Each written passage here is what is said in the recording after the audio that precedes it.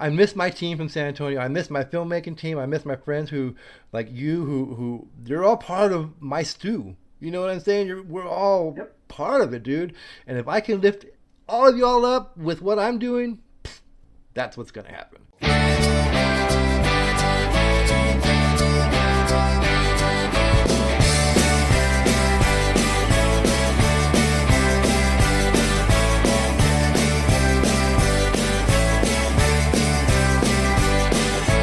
I remember a girl who used to love me, a perfect storm of sweet and mean. Well, I ain't never, ever, ever seen such a girl like that. Today's guest is one of those people. Jeff Messick and I go all the way back to 2008. Two artists who met like all great artists do in a food laboratory. We supported each other then, and we're still doing it now. This episode is two old friends catching up, talking craft, faith, family, and the strange, beautiful journey of becoming who we're meant to be. Let's get into it. See if it picks up this trumpet. And the bass. About 3 miles away. Cali chick from all the cannons, a whiskey swiller, gonna smoke you out. Well, I ain't never, ever, ever seen such a girl like that.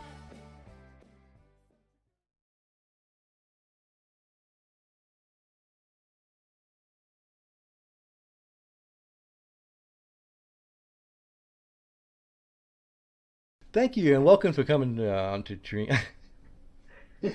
Thank you and welcome to Green Chili Cheeseman, Jeff Messick. My friend, how are you doing today? I'm doing well. Yourself? I'm doing crazily well, super busy. I know I've kept you already for well over 20 minutes, so we might as well get this interview going. For the listeners out there, Jeff and I go back pretty far back. Gosh, geez, 2012 maybe? Before then, 2008? yeah, it was 8, 7, somewhere in that neighborhood. And we meet, where all artists meet in a food laboratory. I thought that was the norm. I don't know. What do I know? Yeah, and he was a computer geek, and I was an accounting geek, and we geeked out and both dropped books. And first time we've talked since a film festival back in San Antonio. That had to have been like 2013 or something, 14. Yeah, it was a while back. It was a while back. And I've moved. No, that was 2015 because I just had my book published at that. Oh, that's right. We posted that picture today of us posing with that book at our film festival. That's kind of cool, dude. Artist supporting artists. And I was looking at that going, that's pretty cool. He came to our film festival, and anyways, so we've been together for a while. We've known each other for a while, and now he's like this big time, big shot artist, writer who's got a bigger following than I do, and I didn't know that until this morning. But hey, that's his book. Is something that I read the early pages of, and I'm so excited about that. None of y'all got to do that. I did. Well, let's hit that real quick. Tell us about your novel, that first one that came out. The first one. The first one. Which one? Number one. No, Knights of the Shield was the first one that was published. It's a paranormal crime drama. Mm-hmm. It's I started back in what was that? The late '90s. I took a online course for novel writing because I've always had it inside me, writing and the need to write. And I took this course, and the instructor was that the whole point of the first course was to put out the first chapter of your new crime drama. And I put that out, and he looked at it, he read it, and signed me up for his next course, which was the advanced course, which you continue onward. But he told me, he said, if you don't finish this, I will hunt you down. Oh no. Because he liked the idea. It's just basically it's a burnt out police officer who lost his dad died in the line of duty. Mm-hmm.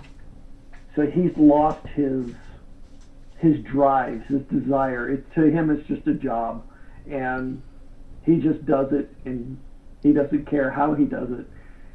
And it doesn't look good on the department. It doesn't look good on him, but he doesn't care. So Right. in the performance of his duties, he nearly dies himself because he makes a mistake, and then he blames it on the rookie he was with. But he almost dies, and he promises God he'll make a change if he's given another chance. And he wakes up in the hospital, handcuffed to the bed. Oh. But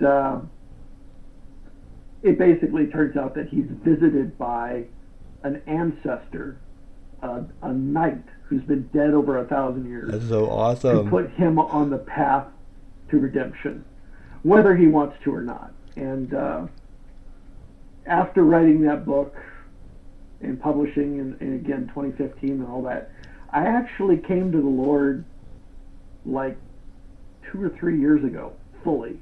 Oh, okay. So I look back on that book and I'm like, that was so far off. But at the same time, it's a good story. So. I mean, if you think about a big picture, it's a story that led you to where you're at. Yeah. So Yeah, there's a purpose for everything, my friend. It's part of the road. That's another thing I like to think about is that a great country song out there. God bless the broken road. Oh, there you go. Yeah. Beautiful song. So yeah, that's how I look at it. But that was the first one. It brought me to Pandamoon Publishing, which was the publishing company that put it out. Right. They really liked the story. They great cover art they came up with. And from there I went out and I started a 5-book series. 2 books were published with Pandamoon, and then Pandamoon went out of business. Oh, okay. But they forwarded me to another publishing company, which actually picked up the 3rd book and just recently published it. But more than that, the first book of this series is now an audiobook as well. Oh, nice. And it- High five. Me too. actually- Mine too. My first book is an audiobook. It's my straight fantasy series. The first book is called Mage Hunter. The second one is Priest Hunter. The third one is Rogue Hunter. Do you see a pattern? I think I do. Is it? And the one I'm working on now is called King Hunter, and the final book will be God Hunter. Nice, nice. Hey, you know what? IP, brother. I'm first. Yep. I'm first. Yep. You hear that, Hollywood? I'm first. If I have the money, we're making that first film, dude. The Knights of the Shield. Because I remember reading. When you were talking about it, I was sitting here listening to you and thinking of parts that I remembered. It's been so long ago, but parts snuck in when you said he was forced to be to be good. I remember certain. I don't know. It just made me think. I remember scenes from that. What you're saying, and I can't specify what it is because it's been freaking 15 years. But I remember reading it and feeling that, okay, yeah, this guy's gonna make him. He's gonna make him do this no matter what he wants. He's gonna make him do this. Was he a cigarette smoker too, if I remember correctly? Say again? Was he a cigarette smoker? No. No. No. Anyways, that's my crazy thought. So yeah, that's so crazy. Getting back to the sex. So, what a lot of people don't know, and I wanted to talk about your writing instructor because it's something like that, something small like that, like taking a shot. I talk about walking through doors. You can either walk through that door or you don't walk through that door. So you decide I'm going to take that class, which led you to that instructor who gave you enough to say, okay, maybe. You know what I mean? For me. Yeah.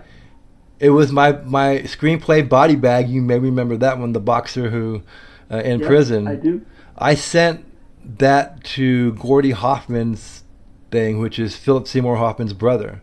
Gordy Hoffman runs a screenplay thing, Blue Cat screenplay contest, and that was my second screenplay, first of that kind, a crime drama like that. And he gave me a lot of kind words about it, because they do the review, all that. And so that was like, okay, but it's somebody who's like that caliber, your teacher, Gordy Hoffman, right, who makes you go, okay, and there's something here. But for me, well, for you, let's go back to the beginning. Tell me about your parents, dude. Tell me about where you were born and where you grew up, and the house that you grew up in. This is how I always put it. People ask me where I'm from, and I say I'm from all over the world. I was born in San Antonio, Texas, Wilford Hall, which is at Kelly Air Force Base, or Lackland, actually. My dad was in the military, so born in San Antonio. I have been to Japan, Germany, Spain, Nevada. But and on top of that, my mom's from Denmark. Oh, okay. So, and I've been up there several times and met all the family up there. I'm a world traveler. I've been all over the place. I get in the military when I get older, and the very first place I look forward to going and seeing is San Antonio again. Oh, no. I love San Antonio, but come on, I wanted to go other places. But yeah, I wound up here. My parents have been married 62 years. Wow. 63 years. Somewhere in that neighborhood. And they're still going strong. My dad's 89, my mom's 83. Nice. Do you remember your grandparents? Yeah, I live with them at the moment because I like to be near them in case they need me. Do you remember your grandparents? Yes, I do. Well, I remember my grandparents on my mom's side because we spent a lot of time with them. I only met my grandfather once on my dad's side and my grandmother twice. So, but that's it. The family up in the Chicago area and all that. But I'm close with my uncle, so that's nice. That is cool. What was school like for you? It wasn't. It was different. Started my first 5 years of school here in San Antonio. So really good friends, good teachers, and all that. But then I went overseas, and the school was just. They don't compare. They were so much better. Yeah. It's not so much the class sizes. They were about the same. But it's just the curriculum. More immersed. Yeah. And it was, the military culture and all that. It just was, I think, a very, very good experience for me. Yeah. And being able to travel when I was so young and all that, it comes out in my writing. Yeah. Like my idea in the back of my head about honor and what it is and why it works is from that trip to Japan. Right. That lasted 3.5 years. Yeah. So. That's your pops? Hi, Pop. Yeah.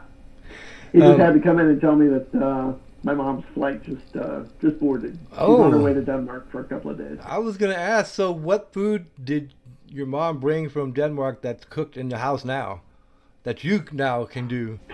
I don't cook anything.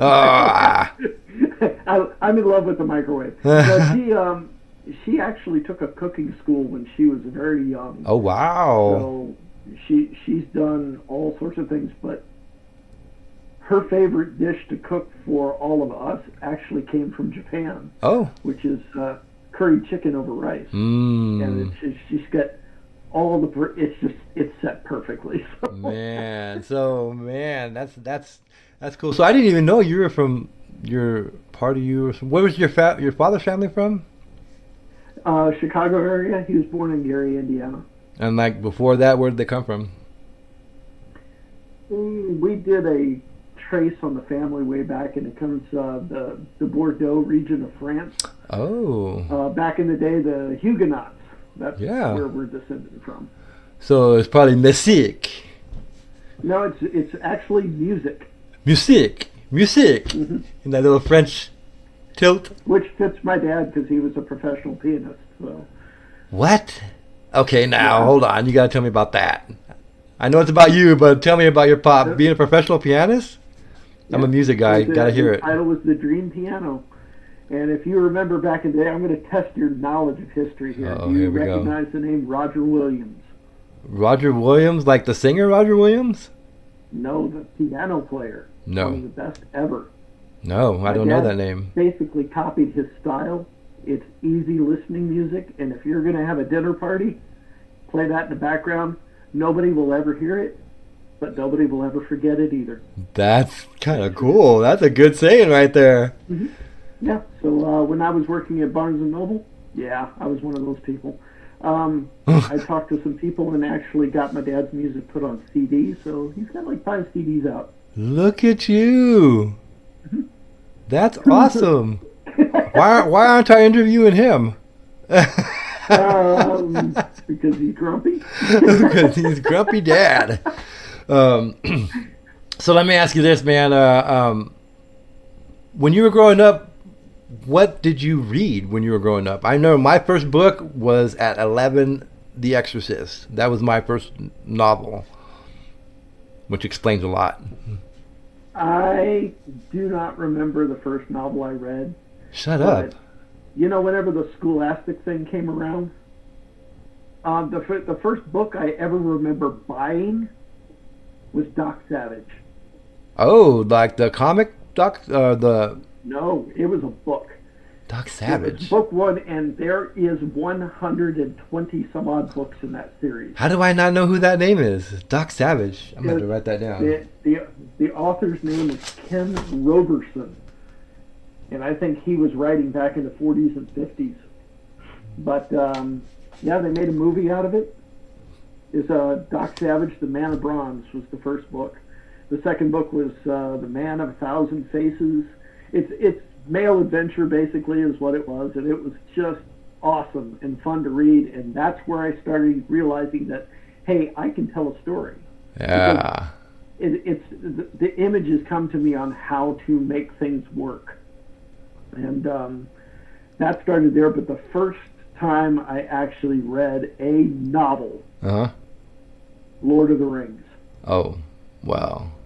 That's like 27 times I've read that series. That's like the first music that I really listened to on headphones was my brother's Rush, A Farewell to Kings album. That's the equivalent, my friend. You know what I'm saying? That is the equivalent of your first book being freaking Tolkien. Oh my gosh. I had As for music, I am a Journey baby. Always will be. Journey. And the new artist, the Arno Pence, whatever, the new guy that is their lead. Yeah. I love his voice.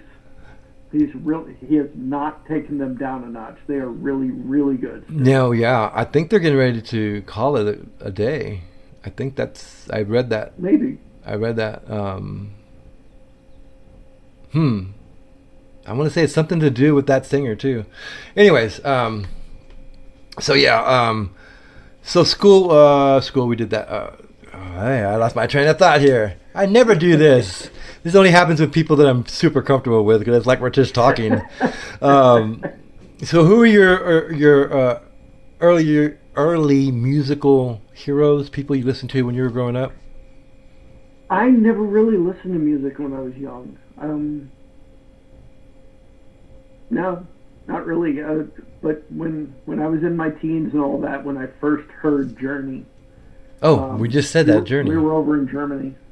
Oh, yeah. I heard that, and it's like, it's just that sound, the way it's put together, it's just, I recognize it as soon as I hear it, I know it. Yeah. And from there, a lot of the 80s stuff I love.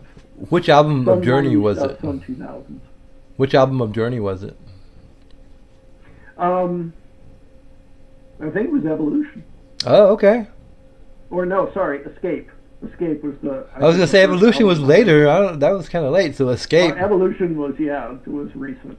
But I got them mixed up. Yeah, Escape was one of the first ones, and then Steve Perry decided to go all weird on them and got new artists to do the cover, so they got away from the Scarab, when they came out with Race on Radio. Right. But the music was still good. The music was fantastic. I'm just now. I don't know if you know this. I play guitar now. I've been playing for about 6 or 7 years now, but like this year, it's only gotten to like where this year I'm like I can play guitar. I can say that now. I'm a musician. I can play guitar.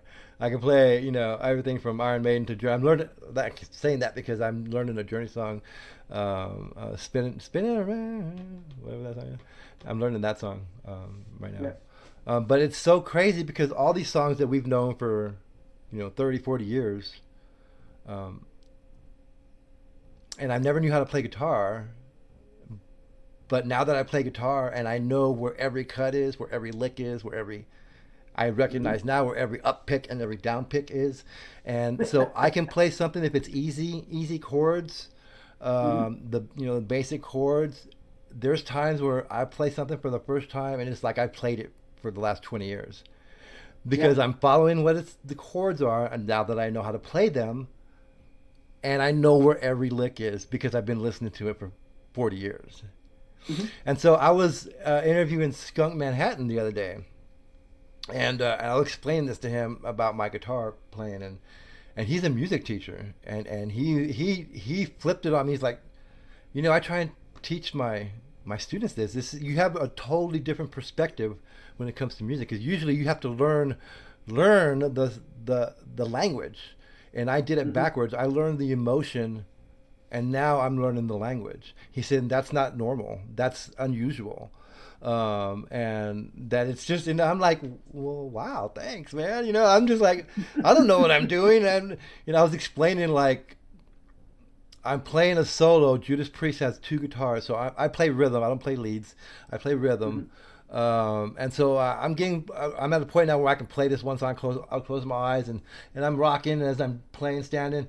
And then when I open my eyes to whatever, and I find that I'm not moving or swaying to what I'm playing, I'm moving and swaying to the other guitar player, which is crazy. He's like, yeah, that's normal. I mean, but that's like advanced, super advanced kind of musical thinking, when you're able to do that. And I'm like, I don't know what I'm doing, dude. I'm just explaining. So when I make posts about, man, I learned this song and it's like 30-year-old song, but people don't realize it's new to me, and it's emotional. If it's an emotional song, like freaking, let's say Journey, when, talking about the road and being on, what's the song? Being on the road, and, golly, it's a very emotional song. Faithfully. Faithfully, yes. That'll bring me to tears, dude. If because you're making that music. Mm-hmm. It's crazy, dude. It's a whole different feeling. Music is just, I think, one of God's greatest inventions. And what's crazy is... But I know what you're speaking of, though, because I've seen it from a different perspective. Because I don't play. I used to play trumpet when I was young, but never went anywhere. My youngest son played guitar for a little while when he was around 15 years old, and he learned off of watching YouTube videos. There you go. But he could play, and it was amazing. And my middle son played violin for several years. Oh, that's way harder. And he composes music. That's way harder. And it's just beautiful. It's definitely classical, but it's like, wow. That's my son. Isn't that crazy? That came from me. But when I listen to him play, he doesn't play the notes. All that feeling comes out. And I've heard orchestras play strictly technically correct, and it's good. But when they have feeling behind it, my gosh, you're transported. It's completely different. You totally get what I'm saying. You're 100% spot on and get what I am saying. You're the first person, besides Skunk, but he did it from a teacher point of view, and that was like I was a student. And I was like, oh, okay, he was like, I try to teach my students. He was talking to me like a student, and he's so good, man. He was like interviewing me within the first 2 minutes of the freaking podcast. He was interviewing me because he has his own podcast. Teachers can't help themselves. And I was like, hold on, bro, hold on. Okay. Anyways, so I already know what your first piece was that you really thought that you could be a writer was that first novel, that first idea, that first spark. But when did you realize that your story mattered? Again, which one? Your story. Oh, me personally, my story mattered. As a writer now, you're putting stuff out that's read by, thousands of people. Come on, 6 people. Yeah. I don't know. I don't know if I've ever realized that. I like to tell a story. I like to, I watch all kinds of TV shows like, NCIS. Love. I love NCIS. Me too. But it's formulaic in how and I pay attention to how they tell the story. Sure. And then, I just got done binging all of Castle.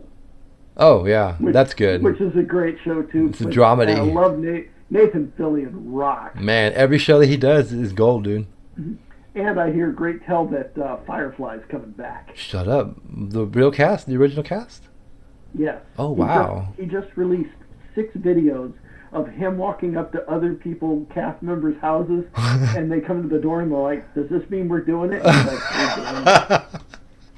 And it was really hysterical videos. But oh my God, I gotta look that up. I watch all these shows, but I watch it with an eye on how they do it, how they tell the story, and it's just I realized that I can do that too. Yeah. And it's I don't know if I'll ever complete the series that I'm working on, but I did complete a screenplay that started with a book, and that's ready to go, and that's based in the NFL, which is another love of mine. The football? The football? The I football. Love football. I've got a story called Breaking Tackles, which is a story of 3 brothers. It's actually 2 of the brothers. And I took the story form and I turned it into a screenplay, and it's right at about 60 pages. So it's like, yep, I can see TV movie of the week kind of thing. It's a great story too. Did you ever get, I think I recommended to you, the Screenwriter's Bible, David Trotter? Yes, it is sitting up on my shelf right there. Mine's right there. I just saw a post from his daughter, dude, that he is, God, I want to say brain cancer again. He's going through something like that, and she just wanted to let everyone know to thank everybody for buying his books, dude. It's about to make me cry. I don't even know the man, but he's like taught me how to do it, Yeah. And I still refer back. I use ChatGPT and Grok, and it does a fantastic job. Yeah, I have yet to venture really there. Pay attention to it because it does make mistakes. Yeah, but I know that I still refer back to that Bible, dude. I still go back. Oh, how do I freaking insert a telephone conversation? You know what I'm saying? Mm-hmm. And there's just specific ways to do it. And yeah, you'll come to find that everything is for a reason. There's no fluff in those NCIS shows. If they show a close-up of the BTB on a cup, there's a reason that they show the close-up of the BTB on the cup. Absolutely. It's not just the fucking camera swinging by and just catches it. It's so once a writer learns that, I think that it's easier, and it just takes years. It takes practice. It takes year after year after year after year of practice. Yep. I just it's like muscles, man. You just got to use them. That's it. I mean, I just received a notification for one of my screenplays called Isadora. That I saw the post, the cover photo for it. Oh yeah, it looks gorgeous. That I do use cover AI to do my covers and shit, because I just tell them, hey, this is what I'm thinking. Okay, this is where it come up. But see, and they don't tell you. Are you a part of the International Screenwriters Association? No. Join. No. you need to join, and you need to get your screenplay on there, and because there's calls for screenplays from major production companies, dude. That's all they Yeah, deal I know. with. I got a friend of mine who actually I've been helping him work on his movie, and he's got some nibbles out there, but it's still in the final staging before he gets it out there. But Well, I'm helping him with that ISA stuff. literally has top companies looking for screenplays. We're talking MGM, Paramount, all those top companies, dude, go through Mm-hmm. these cats as an aspect of their looking, I guess. Yeah, And so, but they don't tell you who they are. right. Because they don't want you going to fucking MGM and going, "Hey man, how's my screenplay? What's up? Have you seen it? Come on, what do you what?" But you know that it's going to be a power player, and so when the Right. call says a major production company, they mean a major production company. They're not. They don't mean it's like a company who's done a film or two. No, they Right. say that. If they say an indie production company, then that's what they mean. It's an indie production company. So yeah, it's in front of a major production company one time right now, and the description it just and a lot of my screenplays are out there like that. You got to join ISA because you never. You got to. Oh my God, I'm sure that your screenplay will fit into. I can tell you right now, I'm going to go off the guests that are still active right now, probably 20 different calls for screenplays. Your screenplay Mm-hmm. would fit in one way or another. And then you just adjust the wording as to what they're looking for. If you think that Right. it'll fit, you know. I'll definitely look into it, man. ISA, dude, you need to join ISA. You have to do it. And these are major players, dude. And then the people who, their proof is the people who get shit produced, and they're talking. They put it out there. This guy got sold, and this ISM member sold XXX, and this screenplay. So you never know, and it's a long shot in this business, anyways. Unless Right. unless you do it yourself, unless you find a way, like I have, to be able to do it yourself. And I can't believe I'm not in full screen on this. And but yeah, join that and it's just the right person looking at the right time. That's Right. literally all it is. Mm-hmm. So many. You just put it out there as many ways as you can, and that's just another aspect. Let me think here. So when you're creating your characters,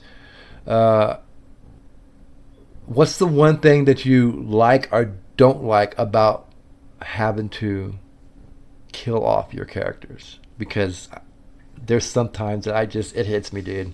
I've cried. I've cried before at Brian typing as I'm typing. I'm crying because I'm killing, this favorite person. Has it ever been like that for you? No. In my fantasy series, I killed off a major character in book 3, and as I was writing it, it clicked. It's like this has to happen. Yeah. I'm like, all right, let's do this, and I enjoyed every minute of it because it made the story better. And if my characters can create something, if I can do something with my characters that makes the story better, it doesn't affect me emotionally. It affects me. I'm just grateful that I have the ability to push through and do what needs to be done to make the story as best as it can be. So. Well, here's something And to. I still have that story that we were working on, by the way. Oh, you probably have to bring that back to me. Send that back to me. But here's something to I think consider. I still have it. Here's something to consider as a writer, my friend. No tears in the reader, no tear. I mean, no tears in the writer, no tears in the reader. You know what I'm That saying? is absolutely not true. I disagree with you. I will say that. No, I expect because If you don't bring emotion out in the reader, if you don't bring emotion to the scene, how do you expect emotion to be given or taken from the reader? You know what I'm saying? Here's the thing. I've had people tell me they read that third book and they were absolutely stunned when that character died, and they were emotional about it. And it was like it was brought across correctly. There was no emotion from me, but I put the emotion into that scene. You were lucky. It's all there. You were lucky. Okay, I'll give you that one. I'm just messing with you. Yeah, that's my philosophy though, and so I know that if someone reads a passage that made me cry, that they're gonna freaking cry, more 9 times out of 10. And that's more where I'm at. I have very emotional. I keep it really close to my sleeve, and which to me helps in writing and in playing music. Anyways, is there a creative risk that you've ever taken that was terrifying in some way or another? Like killing off a major character, like you don't know how your audience is going to react to that. Is there something that happened in your career so far that's a creative risk that you've had to take?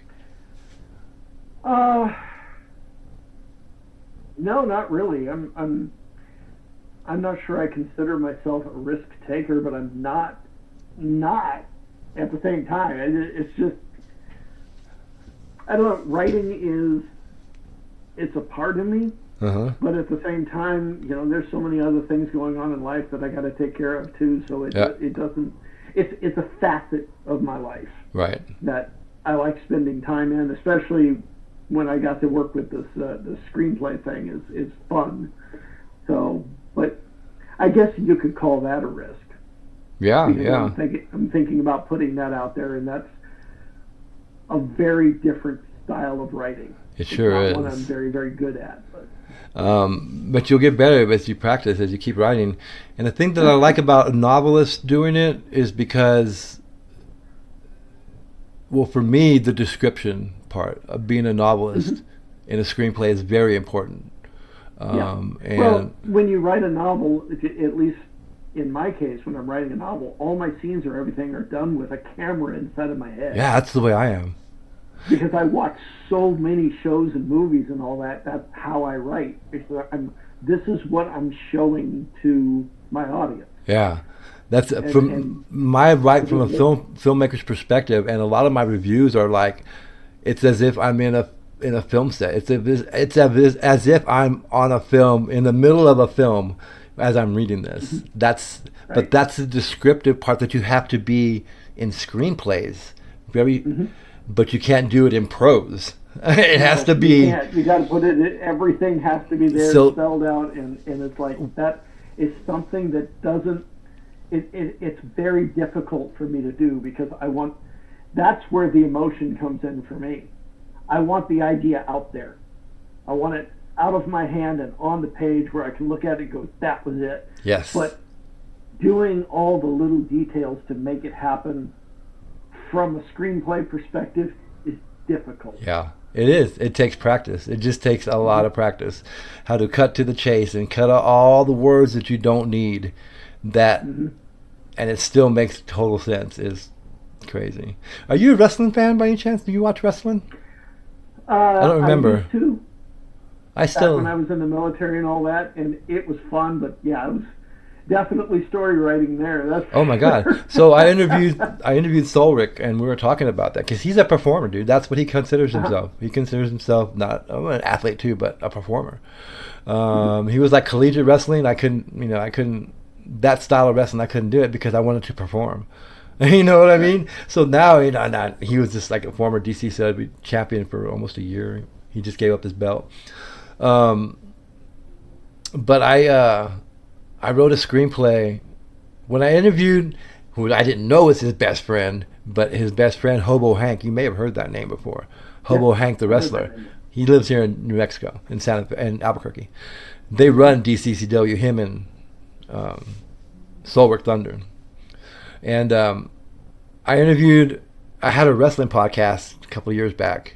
I only did like 2 episodes because the other guy flaked on me, and I didn't know that I could do it on my own. And obviously I can. It just takes up 80% of my time.